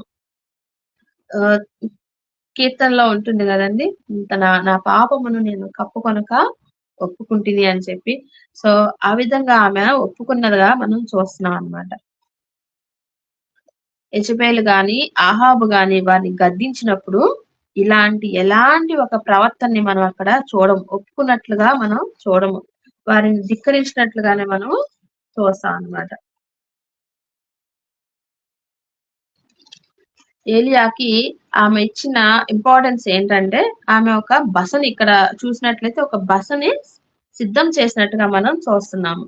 అండ్ ఆమె యొక్క పరిస్థితిలో ఆమె ఇంటిలోకి ఆహ్వానించింది. మరి చూడండి, బయలు ప్రవక్త అని తెలిస్తే, యెహోవా ప్రవక్త అని తెలిస్తే చంపేస్తారు. అయినా సరే ఆమె ఇంటిని తెరిచింది. అంతేకాదు ఆయనకు ఒక బసని సిద్ధపరిచింది. ఎందుకంటే ఆమె అంగీకరించింది, నిజ దేవుని అంగీకరించింది. ఆయన యొక్క మహిమను, ఆయన యొక్క ప్రభావాన్ని ఆమె అర్థం చేసుకున్నట్టుంది మనం చూస్తున్నాం అనమాట. అంతేకాదు ఇప్పుడు ఆమె కరువు నుంచి సమృద్ధిలోనికి వచ్చింది. ఇప్పుడు ఆత్మీయ స్థితిని ప్రభువు బాగు చేస్తున్నాడు. తన పాపాన్ని తను ఒప్పుకుంది. అంతేకాదు కింద చూసినట్లయితే 24వ వచనంలో ఆ స్త్రీ ఏలియాతో, నీవు దైవజనుడై ఉన్నావనియు నీవు పలుకుచున్న యెహోవా మాట నిజమనియు ఇందుచేత నేను ఎరుగుదునని. ఇప్పుడు వరకు ఓన్లీ పరిస్థితులనే చూసి ఆమె భయపడి ఉండొచ్చు, కానీ ఎప్పుడైతే తన పాపాన్ని కూడా దాటి ప్రభువు తనకి మేలు చేశాడో వెంటనే ఆమె ఏమంటుంది? యెహోవా మాట నిజమని నేను ఎరుగుతున్నాను అని చెప్పేసి ఆమె చెప్తుంది. కరువు నుంచి సమృద్ధిలోకి వచ్చింది. ఒక పాపం స్థితి నుంచి నీతి మార్గంలోకి, జీవ మార్గంలోకి. ఏదైతే వారు అంధకార మనసుతో దేవుని యొక్క జీవమును తృణీకరించి ఒక హేమయ చర్యలు చేస్తున్నారో ఆహాబు, యెజబేలు, అదే సమయంలో అలాంటి ప్రాంతంలో ఆ కరువులో ఉన్న సారేపతి విధవరాలు మాత్రం ఆ పాపం నుంచి నీతి మార్గానికి, జీవ మార్గానికి, దేవుని యొక్క మాటలను హత్తుకున్న ఒక స్త్రీగా మనం ఇక్కడ చూస్తున్నాం. సామెతలు 15వ అధ్యాయం 25వ వచనం చూద్దామండి. గర్విష్ఠుల ఇల్లు యెహోవా పెరికివేయును, విధవరాలి పొరమేలను ఆయన స్థాపించును. ఇప్పుడు అంతేకాదు 12:7 చూసుకున్నట్లయితే 13:9 చూద్దామండి. నీతిమంతుల వెలుగు తేజరిల్లును, భక్తిహీనుల దీపము ఆరిపోవును. చూడండి, మరి ఎవరి ఇల్లు దేవుడు తీసేశాడు, ఎవరి ఇల్లుని ఆయన వెలిగించాడో మనం చూసుకున్నట్లయితే మనము తన బిడ్డను తిరిగి పొందుకున్న సారెపత్ స్త్రీని చూస్తున్నాము. తనని దేవునిలో బలపరుచుకొని నిజమైన దేవుని ఆశ్రయించిన సారెపత్ స్త్రీని మనం ఇక్కడ చూస్తున్నాము. ఇప్పుడు సారెపత్ విధురాల ఇంట్లో రక్షణ సునాదము వినిపిస్తుంది.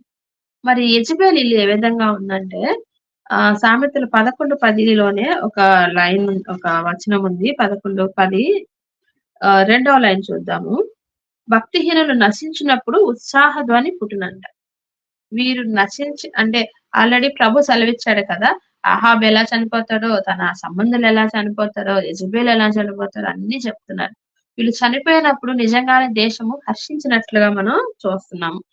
ప్రభువును కనుగొనడంలో మనం ఎలాంటి అలసత్వాన్ని కూడా కలిగి ఉండకూడదు. ఆహాబు తన భార్య రాజులు 2వ గ్రంథం వాళ్ళు చనిపోయిన విధానం ఒకసారి చూద్దాము. రాజులు 2వ గ్రంథంలో మనకు ఉంది కదా, 9వ అధ్యాయంలో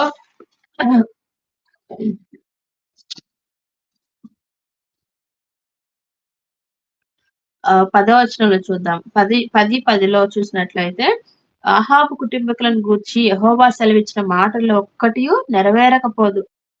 తన సేవకుడైన ఏలియా ద్వారా తాను సెలవిచ్చిన మాట యెహోవా నెరవేర్చునని చెప్పెను. ఈ ప్రకారం యేహూ ఇశ్రాయేలీలో అహాబు కుటుంబీకులకు అందరినీ, అతని సంబంధులకు గొప్పవారిని అందరినీ, అతని బంధువులనందరినీ, అతను నియమించిన యాజకులను హతము చేసెను. అతనికి ఒక్కనినైనను ఉండనీయలేదు. 10 మొదట్లో చూసినట్టయితే 70 మంది కుమారులు ఉన్నారండి అహాబుకి. ఆ 70 మందిని కూడా చంపించేశారు. యెజబెలును కూడా కిటికీలో నుంచి చంపించారు. ఆ వృత్తాంతం కూడా మనకి ఎరుగుదాం. సో అహాబు చనిపోయిన రీతిని మనం ఎరుగుదాం. మరి భక్తిహీనుల ఇల్లు పెరికివేయబడింది. ఆ భక్తిహీనతకి కారణం యెజబెల్ యొక్క మూర్ఖ ప్రవర్తన.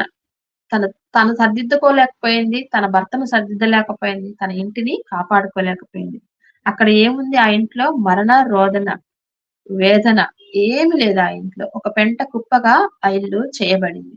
మరి సారేపతి విధవరాలకైతే ఆ ఆధిక్యతలు లేవు. కానీ ఆ కరువులో ఉన్నప్పుడు ఆమె ప్రభు యొక్క దాసునికే ఇల్లు తెసింది. చూడండి, ఒక ప్రభు యొక్క ప్రవక్తకి ఇల్లు తెరవడం ద్వారానే తన ప్రభువును కనుగొంది, తన బిడ్డను పొందుకుంది, ఆ దేవుడిని, నిజమైన యెహోవా దేవుని హత్తుకుంది. ఎంతో సంతోషాన్ని ఆ కరువులో నిజంగా ఆ ఇంటి చుట్టుపక్కల ఉన్న కరువు పరిస్థితి చూసినప్పుడు నా ఇంట్లో ఇంత గొప్ప సంతోషాన్ని నిలిపినారు కదా, దేవానికి వందనమని ఆమె ఎంతగా ఆనందించి ఉంటది కదా. దానినే మనం రక్షణ గుర్చిన సునాదముగా మనం చెప్పుకోవచ్చు. మరి ఇలాంటి పరిస్థితిలో ఉన్నాము. మనం ప్రభు కనుగొనడంలో ఏమన్నా మనలో ఇంకా అలసత్వం ఉందా? ఇద్దరిని మనం ఇక్కడ చూస్తున్నాము. ఏమింకా ప్రభు అయితే లోబడినలని ప్రజల వైపు దినమెల్లా నా చేతులు చాపుతున్నానని చెప్తున్నాడు. మరి అలాంటి ప్రభుని మనం ఇంకా ఎక్కడన్నా విసిగిస్తున్నామా? తెలియని తనాన్ని లేదా అలసత్వాన్ని, అలక్ష్యాన్ని ప్రభువు మన సహించడు కదా. ఎన్ని క్రియలను అంటే ఎన్ని అద్భుతాలు, ఆశ్చర్య క్రియలు మనం పొందుకొని ఉంటాము, ఎన్ని దీవెనలు పొందుకొని ఉంటాము, ఎంతగా దేవుడు మనల్ని హెచ్చించి ఉంటాడు. అయినా ఇంకా నువ్వు వినే వారంగానే ఉన్నామా? ఇంకా ప్రభువును చేర్చుకునే వారంగా ఉండడం లేదా? ప్రభు అయితే దానిని క్షమించేవాడుగా లేడు. తనైతే దినమెల్లా చేతులు చాపుతున్నారు కానీ ఒకానొక దినం వచ్చినప్పుడు ఆ తలుపులు ముయ్యబడతాయి. ఆ దినమందు నువ్వు చేర్చుకున్న ప్రభువు నువ్వు చేర్చుకోలేదని ప్రభు ఏం చెప్తే నువ్వెవరో నేను ఎరగనని చెప్తాడు. మరి ఆ లోబడన స్వభావాన్ని మనలో నుంచి తీసివేసుకుందాము. మన పాపములను కప్పుకొనక ఒప్పుకుంటే ప్రభువు ఎంతో నమ్మదగిన వాడుగా మనకి కనిపిస్తున్నాడు. ప్రకటన గ్రంథం 3వ అధ్యాయం, ప్రకటన గ్రంథం 3వ అధ్యాయం మనకి తెలిసిన వాక్యమే. 19-20 చదువుదామండి. నేను ప్రేమించు వారినందరినీ గద్దించి శిక్షించుచున్నాను గనుక నీవు ఆసక్తి కలిగి మారు మనసు నొందుము. ఇదిగో నేను తలుపు నొద్ద నిలుచుండి తట్టుచున్నాను. ఎవడైనను నా స్వరము విని తలుపు తీసిన ఎడల నేను అతని యొద్దకు వచ్చి అతనితో నేనును నాతో కూడా అతను భోజనము చేయను. మరి ఒక శిక్షలో ఉన్న ఇద్దరిని మనం చూసాం. ఒక ఆమె అయితే శిక్షని తృణీకరించింది, ఇంకొక ఆమె శిక్షలో కూడా ప్రభువుని హత్తుకోవడం ద్వారా ఆమె ప్రవక్తకి తలుపు తీసినట్టుగా మనం చూస్తున్నాం, కానీ ప్రభువునే ఆమె ఇంట్లోకి ఆహ్వానించినట్లుగా మనం చూస్తున్నాం అన్నమాట. ఇప్పుడు మన పరిస్థితి కూడా మనం గమనించుకుందాం. మనం తలుపు తీసాము, ప్రభువుని ఎక్కడ ఉంచాము? ఇంకా గెస్ట్ రూమ్ లోనే ఉంచామా? ఇంకా వాకిల్ దగ్గరే ఉంచామా? ఆయన కొరకు నీకు ఒక ప్రత్యేకమైన గది, సారేపతి విధవరాలు ప్రవక్త కొరకు ఒక గదిని ఏర్పాటు చేసింది. మరి ప్రభు కొరకు మనం ఒక గదిని సిద్ధపరచుకున్నామా? పరమగీతాల్లో మనం చూస్తున్నాం షోలమితి ప్రియుడు తనని, అంటే 5వ అధ్యాయం ఒకసారి చూద్దామండి, కంప్లీట్ చేస్తాను. పరమగీతాలు 5వ అధ్యాయం 2వ వచనం.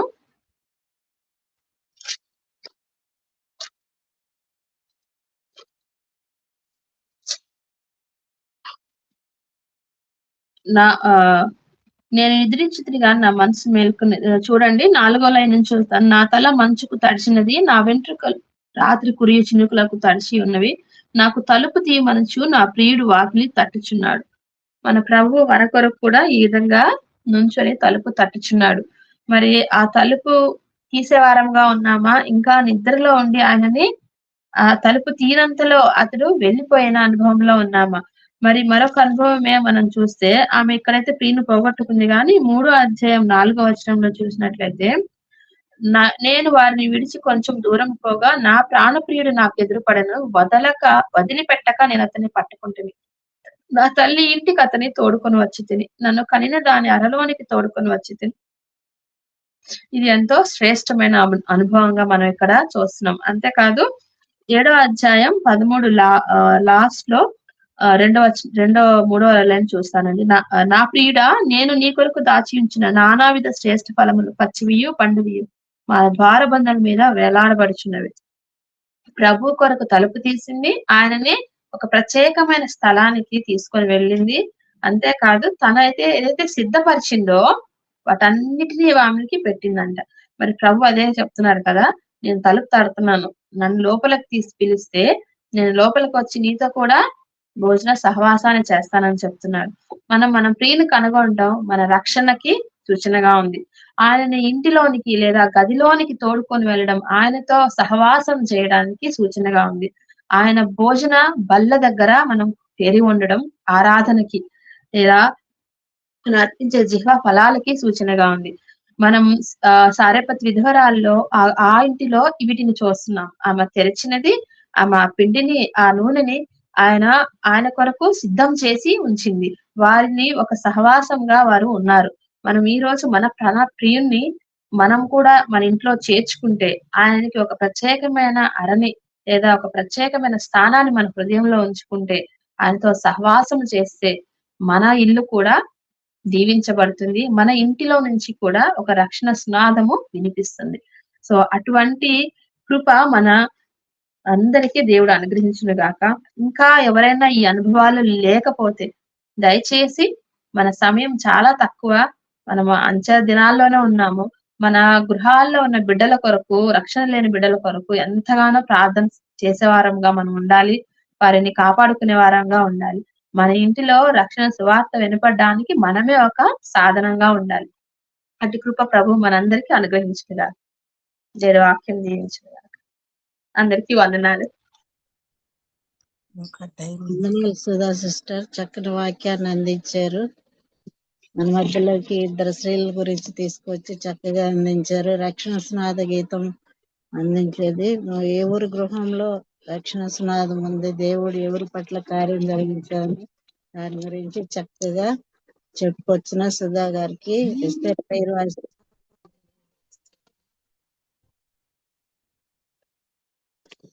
వందనాలరా. మరి ఇక్కడ మనం చూస్తే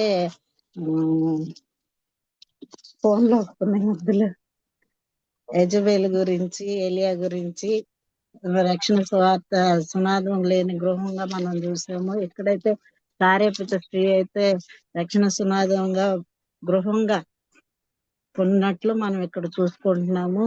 మరి మనం కూడా మన స్త్రీలమైన మనం గృహాలను ఏ విధంగా కట్టుకోవాలనే దాని గురించి అందరం ఆలోచన చేసుకొని, ప్రతి ఒక్కరూ ఇప్పటి వరకు విన్నాం కాబట్టి మరి దీని గురించి ఎక్కువగా మాట్లాడుకునే అవసరం లేదు. చక్కగా వాక్యం అందించిన సుధాశ్యామ్ గారికి ఎస్తేర్ ప్రేయర్ వారి తరపున మరి ఒకసారి వందనాలు తెలియజేస్తున్నాం అమ్మా.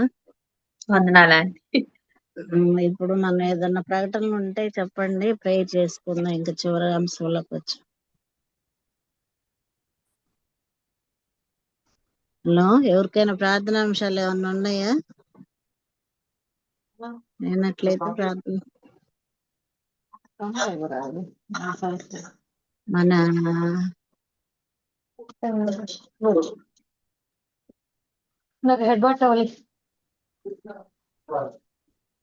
ప్రార్థన అంశాలు అంతసేపు అడుగుతుంటే ఒక్కరే చెప్పరు. రేణుక మీరు ప్రే చేశారా? దెబోరా నేను చేస్తాను. ఎవరైనా కొండమ్మ చేస్తాను. అందరు చేస్తారు. కుమారి కుమారి డోన్ కుమారి కుమారి డోన్ కుమారి సిస్టర్ ఉన్నారా? కుమారి డోన్ ఉన్నారా? ఒక్క నిమిషం ఉన్నానక్క, కానీ పిల్లలు వచ్చారు ఇప్పుడే, మనవడు మనవరాలు వచ్చినారు స్కూల్ నుంచి. మా సిస్టర్ కోసం నా కోసం నేను ఈ టైంలో చేయనక్క. సరే అయితే చేయండి. నుండి చేయని వాళ్ళు ఎవరైనా ఉంటే ఎవరైనా చేయొచ్చండి. నేను చేస్తున్నా. నేను జ్వరం తగ్గాలని నా కొరకు మా లేయ కొరకు ప్రార్థన చేయండి అమ్మా. లేయ సిస్టర్ గురించి కూడా, దెబ్బరా సిస్టర్ గురించి కూడా సిస్టర్ చేస్తున్నారు వర్ధిని. ఓకే అక్క. మన అక్క మన పెట్టి అదే మన కొటారి వేస్తారు వాళ్ళు అక్క కూతురు జ్వరం చెప్పండి కదా, ఆ పాపను కూడా జ్ఞాపకం చేసుకోండి. అలాగే ఈ రోజు నా మనవడు పుట్టినరోజు. 9 సంవత్సరాలు దేవుడు ఆ బిడ్డను కాపాడి 10వ సంవత్సరాలు ప్రవేశింపజేశాడు. నా మనవడు పోయిట్ లో ఉంటాడు. బాబు name Aric Smith. Very good. పోయిట్ లో ఉంటాడు. వాళ్ళ గురించి కూడా ప్రేయర్ లో జ్ఞాపకం చేసుకోండి. చేయండి. అందరికి వందనాలు. ప్రార్థన చేసుకున్నాం. కృపగల దేవ, ప్రేమగల తండ్రి, సర్వశక్తిమంతుడా, సర్వాధిపతి, ప్రియమైన తండ్రి, మీ ఘనమైన మహోన్నతమైన నామం బట్టి అనేక వందనాలు, స్తుతులు, స్తోత్రాలు చెల్లించుకుంటూ ప్రభా, ఈ సాయంకాల సమయంలో ఈ విధంగా నీ పాద సమీపంలోకి రావడానికి ఇచ్చిన తరుణం కొరకే వందనాలు చెల్లిస్తున్నాను ప్రభా. ఈ విధంగా సజీవ రెక్కలో ఉంచినావంటేనే కేవలం నీ దయాన్ని, కరుణాన్ని, కృపాన్ని, వాత్సల్యత తప్ప ఇంకేమీ లేదు ప్రభా. మీకు వందనాలు, స్తుతులు, స్తోత్రాలు చెల్లిస్తున్నాను. అనాది కాల సంకల్పంలోనే ప్రభా నువ్వు ఏర్పరచుకొని ప్రభా నాయనా నీ ప్రియ కుమారునికి ప్రభా తండ్రి నైనా ప్రధానము చేయాలి అనుకొని సృష్టించినప్పుడు ప్రభా నైనా దుష్టుడు ప్రభావమును మోసము చేసి ప్రభా నైనా వెలుగులో నుండి ప్రభా నిత్య నరకాగ్నికి ప్రభా అంధకారానికి త్రోసివేసి నైనా ఈ విధమైన పరిస్థితిలో పడి ఉన్నప్పుడు అయినా నువ్వు విడవలేదు నాయనా. నీకు వందనాలు తండ్రి, నీకు వందనాలు. ఈ ప్రేమ ఎవరు చూపించగలరు నాయనా? నీకు వందనాలు. ఈసారైతే ప్రభా నువ్వు నీ ప్రియ కుమారుణ్ణి ప్రభా తండ్రి మా కొరకే, నా కొరకే ప్రభా ఈ లోకానికి పంపించి ఈ లోకంలో జీవించినంత కాలము జీవింపచేసి ప్రభా పొందిన ప్రభా ఆ యొక్క సిలువ మరణమును, ఆ శపితమైన మరణమును ప్రభా ఆ సిలువ బలియాగము నా కొరకే అర్పించిన యేసయ్యా నీ ఘనమైన నామానికి వందనాలు. నీ ప్రేమ ఎంత గొప్పదనంటే తండ్రి మౌనముగా ఏమీ అనకుండా ముఖము తిప్పుకొని వదిలిపెట్టినా కూడా ఏమీ అనకుండా తండ్రి మాట విని నన్ను తండ్రితో అనుసంధానము చేయడాని గురించి సిలువ వేదన భరించిన తండ్రి యేసయ్యా మీ ఘనమైన నామానికి వందనాలు, స్తుతులు, స్తోత్రాలు చెల్లిస్తున్నాను. మరణించి తిరిగి లేచి పునరుద్ధాన శక్తి చేత ప్రభా నాయన మమ్మల్ని పునరుద్ధానముతో అనుగ్రహింపచేసి తిరిగి ప్రభా నాయన ఆరో నడువ వెళ్ళి ప్రభా అతి త్వరగా రానయ్యుంచున్నంగా ప్రభా నాయనా నీ వచ్చే పర్యంతము ప్రభా, నువ్వు వచ్చినప్పటికీ ప్రభా ఏ పరిస్థితిలో ఉన్నామో అని ప్రభా బిడ్డ ద్వారా హెచ్చరింప చేసిన విధానం బట్టి స్తుతులు అర్పించి వందనాలు చెల్లిస్తున్నాను ప్రభా. ఆత్మ సిద్ధము కలిగితో పాటు శరీరము సిద్ధపడి ప్రభా నువ్వు కోరుకునేది ప్రభా నీ యొక్క ప్రభా నాయన యవన కన్యక పరిశుద్ధముగా నిర్దోషంగా నిష్కలంకముగా తెల్లని వస్త్రము ధరించిన దానిగా ఉండాలి ప్రభా. ఎక్కడ ముడత కలంకము కనిపించకూడదని ప్రభా ఎంతో స్పష్టంగా హెచ్చరించిన తండ్రి, మీకు వేలాది వందనాలు స్తుతులు స్తోత్రాలు చెల్లిస్తున్నాను. ఆ దిశలో ఆ వైపు నాయన ప్రయాస పడడాన్ని గురించి నిరంతరము సిద్ధపాటు జీవితము కలిగి ప్రార్థనా జీవితము కలిగి ప్రభా నాయన నిరంతరము వాక్యాన్ని ధ్యానించుతూ నీ సహవాసంలో నీ సన్నిధిలో జీవించే వారిగా బలపరిచి దీవించి ఆశీర్వదించమని నీ పాదములు కర్పించుకొని వందనాలు స్తుతులు స్తోత్రాలు చెల్లిస్తున్నాను. ప్రతి దినము నువ్వు వాక్యాన్ని ప్రభ హెచ్చరింప చేస్తూ ఉన్నావు. ఈ లెక్క కూడా నీ ధవల సింహాసనం ముందు అడిగినప్పుడు ప్రభా నాయన యథార్థముగా ప్రభా ప్రతిదీ ఒప్పుకునేటట్లు ప్రభా నీకు ఇష్టపూర్వకంగా ఉండేటట్లు ప్రభా బలపరచండి, సహాయం చేయండి. వాక్యము విని దాన్ని అనుసరించాలే ప్రభా. నీ వాక్యమును విని అనుసరించి గైకొని వాడు ధన్యుడని ప్రభా లాస్ట్ ప్రభా రెవల్యూషన్లు రాపిచ్చి పెట్టిన తండ్రి మీకు వందనాలు చెల్లిస్తున్నాను. కాబట్టి ప్రభా వాక్యము విని దాన్ని అనుసరించుకొని ప్రతి దినము సరిదిద్దుకొని ప్రభా ప్రతి దినము సరి చేసుకుంటూ ప్రభా నీ పాద సమీపంలో ప్రభా నైనా రావడాన్ని గురించి ఈ విధంగా మాకు ఒక ఈ అవకాశము ప్రభా, ఈ యొక్క సన్నిధి ప్రభా, ఈ సహవాసము ప్రభా, ఈ యొక్క స్టేజ్ని అరేంజ్ చేసిన మీ గొప్ప కృప కొరకే వేలాది వందనాలు స్తుతులు స్తోత్రాలు చెల్లిస్తున్నాను. ప్రత్యేకముగా ప్రభా ఉదయం నుంచి మొదలుకొని ప్రభా బిడ్డల్ని పాద సమీపంలో ప్రభా ఎంత భారము చేత వేదన చేత కన్నీరు కారుస్తుని సన్నిధిలో ప్రభా నేను మొరపెడుచు ఉంటుండగా ప్రతి మొరను నువ్వు ఆలకిస్తున్నావు తండ్రి. వందనాలు, ప్రత్యుత్తరం అనుగ్రహిస్తున్నావు తండ్రి. మీకు వందనాలు స్తుతులు స్తోత్రాలు చెల్లిస్తున్నాను.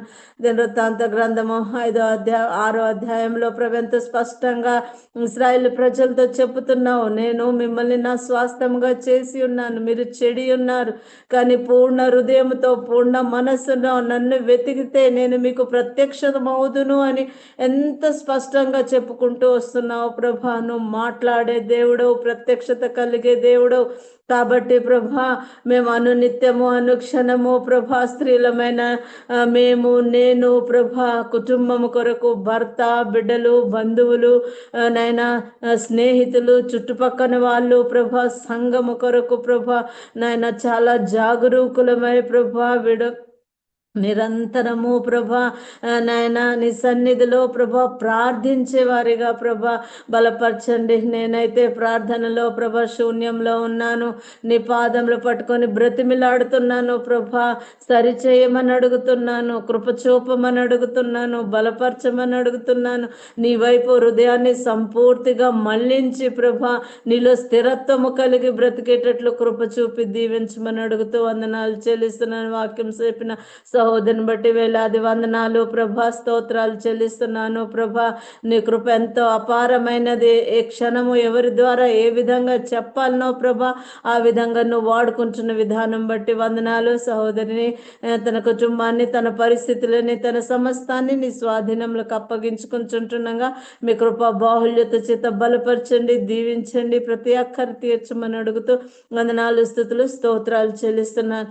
సమయం ముందు ప్రభా ప్రత్యేకముగా ప్రభా నాయన ప్రార్థించడానికి కోరి ఉన్న ప్రభా ప్రతి ప్రార్థన విషయం నీ వైపు తీసుకొచ్చి నీ పాదముల యొద్ద పెడుతున్నాను ప్రభా. కృప చేత జ్ఞాపకం చేసుకోమని అడుగుతూ వందనాలు స్తుతులు స్తోత్రాలు చెల్లిస్తున్నాను.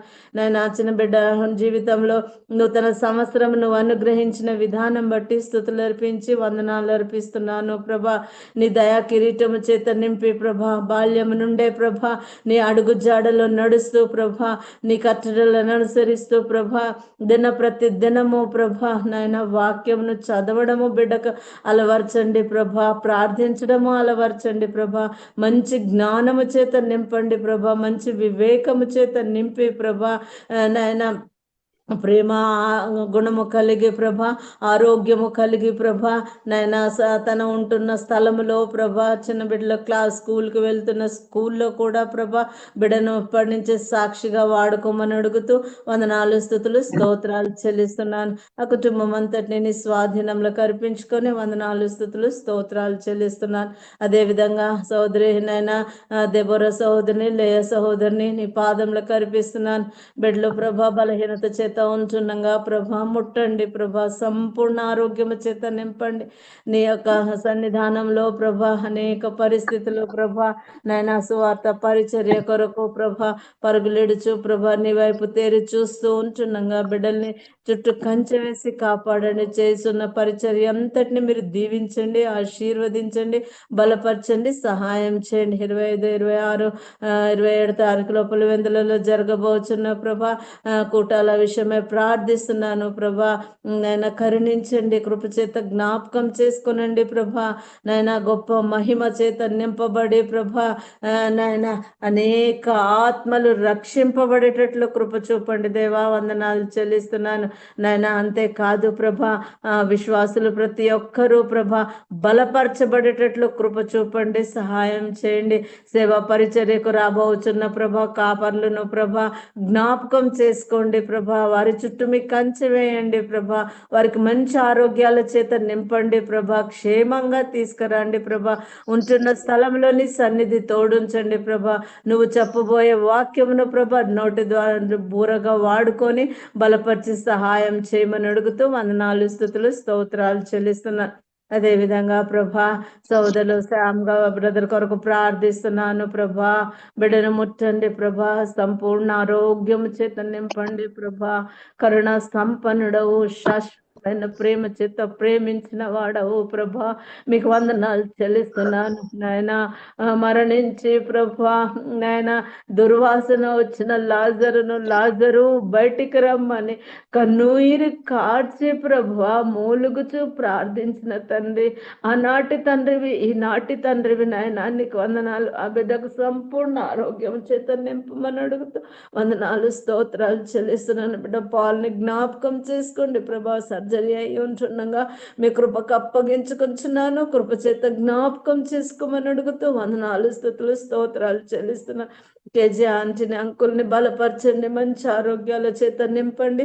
ప్రతి బలహీనతను ప్రభా నాయన సైడ్ ప్రాబ్లమ్ను శరీర బలహీనతలన్నిటిని గద్దించి ప్రభ మీ ఆరోగ్యం చేత నింపండి నాయన. ఇందులో ఉంటున్న ప్రభ నాయన వృద్ధాప్య స్థితిలో ప్రభ పెద్ద వయసులో ఉంటున్న ప్రతి ఆంటీని జ్ఞాపకం చేసుకోండి ప్రభ, బలపరచండి నాయన. సేవా పరిచర్యలో ప్రభ పాల్గొంటూ ప్రభ ఈ విధంగా విజ్ఞాపనలు నీ వైపు తేరి చూస్తూ ప్రభ ప్రతి విషయానికి నీ పాద సమీపంలోకి వస్తున్న ప్రతి ఒక్కరిని జ్ఞాపకం చేసుకోండి. సారా సహోదరిని జ్ఞాపకం చేసుకోండి, అమృతవల్లి సహోదరిని జ్ఞాపకం చేసుకోండి, మార్గరెట్ ఆంటీని జ్ఞాపకం చేసుకోండి, అన్న సురేష్ ఆంటీని జ్ఞాపకం చేసుకోండి, పద్మ సహోదరిని జ్ఞాపకం చేసుకోండి, వేద సహోదరిని జ్ఞాపకం చేసుకోండి నాయన. మనోన్మని ఆంటీని జ్ఞాపకం చేసుకోండి ప్రభ. మణిమాల ఆంటీని జ్ఞాపకం చేసుకోండి నాయన. అదే విధంగా ప్రభ ఈ విధంగా ప్రభ ఎంతో చాలా మంది ఉన్నారు ప్రభ. ప్రతి ఒక్కరిని జ్ఞాపకం చేసుకోండి. వారి జీవితంలో ప్రభ నీ సన్నిధిలో ప్రతి విషయం పెట్టడాన్ని గురించి ప్రభ నీ వైపు తేరి చూస్తుండగా మీకు వందనాలు స్తోత్రాలు స్తుతులు చెల్లిస్తున్నాను ప్రభ. ఉదయం నుండి ప్రార్థించిన ప్రభ ప్రతి సహోదరిని బట్టి వందనాలు, చార్లే సహోదరిని బట్టి వందనాలు ప్రభ. కృప చేత జ్ఞాపకం చేసుకోండి. ప్రార్థన విలువ అనేది ప్రభ అనుక్షణము ప్రభ జ్ఞాపకం చేపిస్తున్నందుకు వందనాలు ప్రభ. ఏమీ మార్చలేదు కానీ ప్రార్థన ఒకటే మార్చగలదని ప్రభ. మా జీవితాలలో ప్రభ ప్రతిదీ స్థిరపరిచి బలపరుస్తున్న విధానం బట్టి స్తుతులు అర్పించి వందనాలు చెల్లిస్తున్నాను. కొండమ్మ సహోదరిని బట్టి వందనాలు ప్రభా. తన తమ్ముడు భార్యను ప్రభా బిడ్డల్ని నాయన బలహీనతలో ఉంటున్న వారిని ప్రతి ఒక్కరిని ముట్టండి నాయన. చిన్న బిడ్డ ప్రభా నాయన శ్వాస అందట్లేదని నిన్నటి దినం చెప్పి ఉంటుండగా బిడ్డను ముట్టండి ప్రభా. ఆరోగ్యం చేత నింపండి ప్రభా. మీకు వందనాలు స్తుతులు. ఈ విధంగా ప్రభా సమూహంలో ఉంటున్న ప్రతి ఒక్కొక్క కుటుంబ పరిస్థితిని ప్రభా ప్రతి బలహీనతను గద్దించండి ప్రభా. మీకు వందనాలు స్తోత్రాలు. సహించే శక్తి ఓపిక, ఓర్పు, సహనము చేత నింపండి ప్రభా.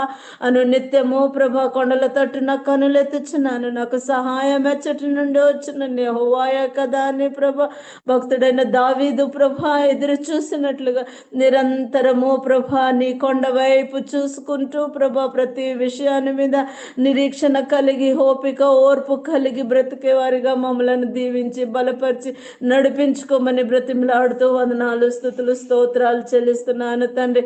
ఈ సమయమందు ప్రత్యేకంగా ప్రభా నాయన ఎగ్జామ్స్ రాస్తున్న బిడ్డల కొరకు ప్రార్థిస్తున్నాను ప్రభా. ఆ బిడ్డలను మంచి జ్ఞానము చేత, జ్ఞాపక శక్తి చేత నింపి మీ స్వహస్తము చేత ఆ బిడ్డలకు ఎగ్జామ్ రాపించి ప్రభా మంచి మార్క్స్ తో ప్రభా వారిని దర్శించండి, బలపరచండి. ప్రత్యేకంగా ఈనోక్ని జ్ఞాపకం చేసుకోండి ప్రభా, ఆరాధ్యాన్ని జ్ఞాపకం చేసుకోండి ప్రభా. నేను మిగతా బిడ్డలు కూడా చాలా మంది ఉన్నారు ప్రభా, ప్రతి ఒక్కరిని జ్ఞాపకం చేసుకోండి.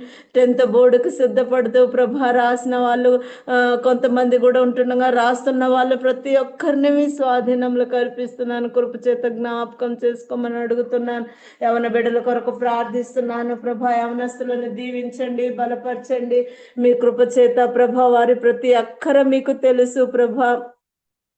అనారోగ్యంతో బాధపడుతూ ప్రభా నాయన మనసు నెమ్మది లేకుండా ప్రభా, ఉద్యోగాలు లేక, వివాహాలు సరిలేక ప్రభా, వివాహాలు కాక ప్రభా యవనస్తులందరూ ప్రభా ఎంతో వేదనకి గురి అవుతున్నారు. అటు వారందరినీ జ్ఞాపకం చేసుకోమని అడుగుతూ వందనాలు, స్తుతులు, స్తోత్రాలు చెల్లిస్తున్నాను.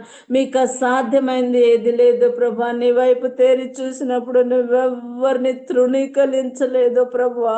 మీకు వందనాలు, స్తుతులు, స్తోత్రాలు చెల్లిస్తున్నాను. ఈ సమయమందు ప్రత్యేకముగా ప్రభా నాయన ప్రేమించి ఇచ్చిన కుమారుని బట్టి నీకు వందనాలు చెల్లిస్తూ, నీ చిత్తం అయితే ప్రభా 24 తారీఖు ప్రభా గువాహటి నైనా భూటాన్ సేవా పరిచర్యకు వెళ్తూ ఉంటుండగా ప్రభా కృప చూపండి. అంతకుముందు ప్రభా హెడ్వర్డ్ ప్రభా శైలస్ ప్రభా 22 తారీఖు ముందే అక్కడికి వెళ్ళి పరిచర్యకు వెళుతూ ఉన్నాడు ప్రభా. ఈ 20 బిడ్డలు ప్రభా సేవలో నాయన నీ నామ మహిమార్థమై ప్రభా వారు పొందుకున్న రక్షణను అనేకులకు ప్రచురించేటట్లు కృప చూపండి, సహాయం చేయండి. వారి చుట్టూ కంచె వేసి కాపాడండి ప్రభా. ప్రతి పరిస్థితిలో తోడుగా ఉండే ప్రభా వారి సాక్ష్యం అన్న ప్రభా నాయన నీకు సాక్షిగా ఉండేటట్లు వారిని వాడుకోమని అడుగుతూ వందనాలు, స్తుతులు, స్తోత్రాలు చెల్లిస్తున్నాను. ఈ విధంగా ఎన్నో యవన నాయన కుటుంబాలు ప్రభా పరిచర్యలో ఉన్నాయి ప్రభా. ఆ భూటాన్ అటువైపు కూడా ప్రభా విమోచనరావు సహోదరుడు ఉంటుండగా ప్రభా, సురేష్ సహోదరుడు ఉంటుండగా ప్రభా ఆ కుటుంబాలను దర్శించండి ప్రభా. వారు పడుతున్న వేదన, బాధ అనేకముగా ఉంటుండగా ప్రభా అయినాను నడిపిస్తున్న నీ గొప్ప కృప కొరకే కృతజ్ఞతలు అర్పించి వందనాలు, స్తుతులు, స్తోత్రాలు చెల్లిస్తున్నాను. అంతేకాదు ప్రభా ప్రత్యేకముగా ప్రభా నార్త్ వైపు ఉంటున్న ప్రతి ప్రాంతము కొరకు ప్రార్థిస్తున్నాను ప్రభా. ఒరిస్సా మొదలుకొంటే ప్రభా నాయన మహారాష్ట్ర ప్రభా, అదే విధంగా ప్రభా నాయన ఛత్తీస్గఢ్, రాయ్పూర్ ప్రభా నాయన ఉత్తరప్రదేశ్ అవన్నీ ప్రభా ఎంతో ఘోరమైన పరిస్థితిలో ఉంటుండగా విశ్వాసులను ప్రభా అనుక్షణం హతమార్చడానికి తప్ప మిగతా ఏమీ లేకుండా చూస్తూ ఉన్నారు ప్రభా. అయినప్పటికైనా ప్రభా నాయన నీ కృపకు వందనాలు ప్రభా. బిడ్డలు ధైర్యముగా ప్రభా నాయన ప్రతిదీ సహించుతూ నీ సువార్త ప్రచురించుతూ ప్రకటిస్తున్న బిడ్డలు బట్టి వందనాలు. అనేకులు ప్రభా బాధలకు గురయ్యి ప్రభా హాస్పిటల్లో ఉన్నారు, అనేకులు ప్రభా జైల్లో పడి ఉన్నారు ప్రభా, అనేకులు ప్రభా నైనా ఉండడానికి స్థలము లేక కూడా ఉన్నారు ప్రభా.